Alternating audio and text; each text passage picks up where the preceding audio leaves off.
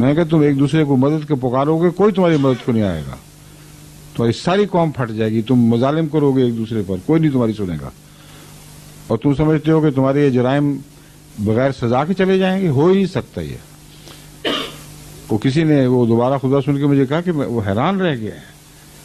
एक एक लफ्ज, एक एक नक्शा बैन ही उसी तरह हुआ है जैसा कि आगाज के खुतबात में मैंने पाकिस्तान को मुतनब्बे किया था। तो हम खुश तो नहीं हैं कि उनको तकलीफ पहुंचती है, मगर इस बात का और भी दुख है कि हमारी कौम है जो इस कदर मुसीबत उठा रही है, लेकिन तवज्जो नहीं कर रही। जो जो बातें पाकिस्तान में जमात अहमदिया के खिलाफ हुई थी वो एक दूसरे के खिलाफ कर रहे हैं। एक दूसरे को काफिर, एक दूसरे को गैर मुस्लिम, एक दूसरे का अगवा, एक दूसरे के घर लूटना, कत्ल गारत, और कोई पूछने वाला नहीं।